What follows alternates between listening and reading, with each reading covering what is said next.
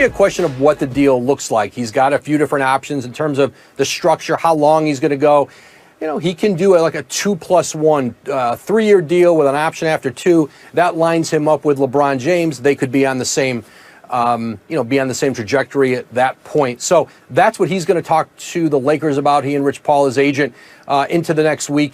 I know Rich Paul will talk to Rob Pelinka tonight. He's got KCP, who's also a free agent there. But you saw LeBron James do this in Cleveland when he was on those 1-year deals, and you knew he was going back. Some of them extended several weeks, a few weeks. I don't know if ADs will go that long, right. But there's just going to be a window of time here before he decides or firmly commits to whatever contract structure they finally land on.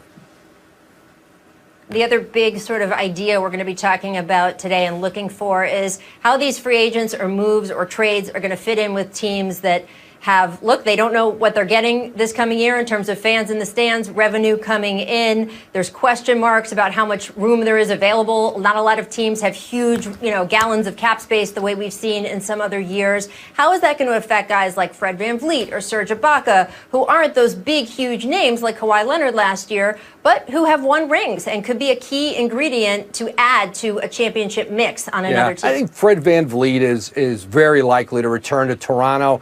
Maybe it hurts him in his negotiations as to what number he can get to with the Raptors on his extension versus if there were a lot of teams with cap space and he had a lot of, maybe some more viable options out there. But I think VanVleet returns to Toronto. But I think two of Toronto's free agents, Serge Ibaka, Marc Gasol, very much up in the air where they play. Those are two players who a lot of teams around the league want to talk to here in the next a couple days, and I think Toronto would like to keep as much of the group together as they can.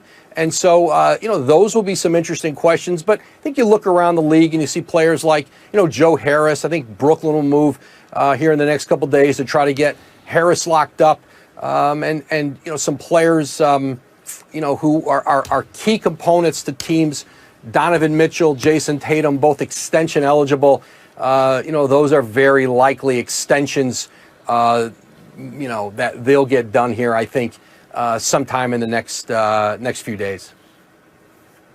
Yeah, well, we know that a lot of these moves set up the moves that create a trade to get a big-name player in a week or two, so we're going to be watching all of them for sure. Woj, I know how busy you are right now. Thank you so much for taking a minute out. We will say goodbye, but please come back if news breaks. We'll look for you through the rest of the show.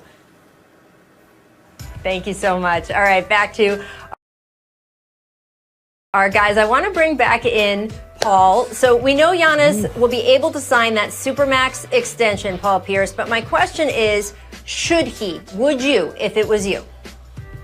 If I'm Giannis, $230 million is going to be pretty hard to turn down. I mean, he's still young. And then you're with a franchise who has shown the commitment to try at least get better.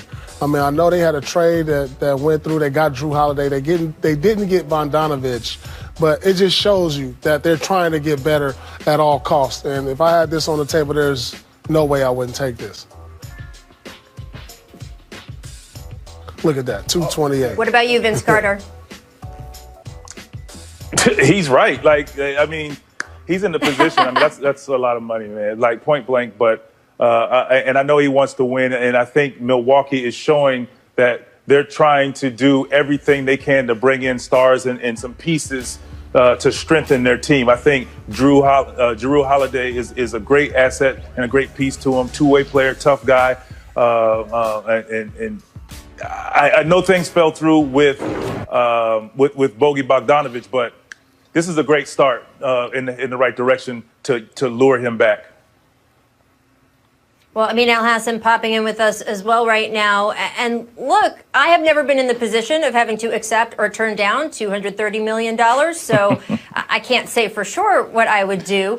But considering he could get the exact same amount of money next year, next offseason, considering that we have seen even players, if they get a significant injury like Kevin Durant tearing his Achilles and Brooklyn signing him to that max deal anyway, right out of the gate, knowing that he couldn't play for them for a year. So knowing that that kind of situation, that insurance is out there if you get hurt, why would you sign this deal? Is that security, just you take it while you got it? Yeah, I mean, I think you talk about the security. Again, it's one thing to say Durant got the money anyway, but we also know that Durant's game is injury-proof in the sense that his height, his length, his shooting can allow him to kind of overcome an Achilles injury in a way that Giannis could not, because his game is so heavily based on athleticism and explosion.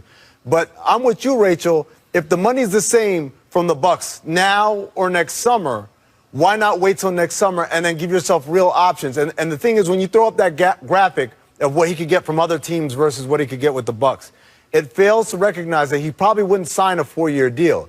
He'd probably sign a 2+1, opt out when he hits the 10-year mark, and then sign a new deal then with a higher slice of a bigger pie. And that's the big thing there, is that it's not quite 145 versus 230 or 228. It's a little bit more than that from that he could get otherwise. And so you want to see if what the Bucks have done are these moves cosmetic? Are they moves that are going to move the needle, or are they just names that we got in here and we end up not being that much better than what we were before? Let me tell y'all something. Well, Paul, what do you think of this? No, listen to this. No, listen. We're in an era right now. If you asked all the players in the league, would you rather have $230 million or a championship ring? I bet you 99% of them would say $230 million. Really? Take the money, secure the bag. Elite players. I mean, top 10 players. It don't matter. Every player in the league. Every player in the league. You ask them right now. The money is so great now. Especially at that number 230. It's too great right now. Let's just be honest. The number has gotten too great. You know, when me and Vince played, our max was like 70, 80, which was a great number. But 230, come on, man. Give me 230, and y'all can have that. But Paul, if the money's waiting for you either way, what's the rush? Like you said, his game is not injury-proof. He breaks a leg, tears an Achilles. His game might not recover because he don't have the skill set that Durant has. Come on, we all know that. Just the honest truth right there. Y'all wanted it, you got it. Well, look, I'm operating in a world where, again, you talk to me or Amin, whose max salary never hit $70 million, Paul Pierce just saying. $230 million is an insane number, but I'm also living in a world where I just saw James Harden turn down a 2-year, $103 million extension. So I'm seeing guys, because, you know, James basically has made about $300 million by the time this current contract he's on is going to be over, and saying, okay, I care a little bit more about winning. Anthony Davis had the chance to make more money with the Pelicans and still asked out to go to LA because he said, look, I do have a lot of money already in career earnings. I care more about winning. So it's not unprecedented. But I will say that the Achilles injury or something like that, the threat of that is real, because we're seeing so many of these to key players. It's not just Kevin Durant. We learned yesterday, guys, about Klay Thompson, right? Go ahead. I will add to this, to that part. What Paul is what he's saying is, at the end, especially if you're a guy who's injury prone and you've had some injury that has put you out of contentions or just opportunities to win. Sometimes the best route is going to get that money. Our sport is guaranteed. So when you have that money locked up, you have it locked up. So, you know, what it means saying and what Paul is saying, they're both saying great things, but it's like, if you're a guy that's been injury prone, you don't want to take that chance at that number. Not that number. Not that number. Well, that's certainly true. And by the way, Paul, like even if you're not a guy, maybe 230, nah, not that number. Not on duty. I mean, I guess we better listen to the millionaires. I was going to say, even if you're not a guy who's injury prone, you have to think about it. Klay Thompson, of course, tearing his Achilles. You have to remember, he was the Warriors' Iron Man, right? Yeah. Can sign that long-term extension we've been talking about with the Lakers. All roads, of course, lead to him staying in LA. He does have some choices. And as you heard Woj say in our last block, he's not expected to commit in the immediate days. Brian, can you explain a little bit about what's going on here to our audience, what his options are, and is there any point they should start getting nervous? Well, there's some speculation out there, Rachel, that one of the reasons why he's going to delay his decision is because the Lakers have some other free agency moves to make, and he just wants to let them know he's watching. Now, I don't think there's any stress out there. He will be a Laker, but one of the guys they have to make a decision on, and it's a tough decision about how much to pay him, is Kentavious Caldwell-Pope, who is represented by the same agent, Rich Paul. Now, I think Caldwell Pope is going to have some interest out there in the market. Whether or not he can get enough money out there to actually leave the Lakers is a different story. But this is somewhat reminiscent of when J.R. Smith was a free agent back in 2016 in Cleveland, represented by Rich Paul, and LeBron took his sweet time over that summer before signing. Now, having said that, LeBron did sign before J.R. Smith did. But while I think Anthony Davis has been well aware of his contracts options for months now, maybe it's just a little bit of a check game that he's playing.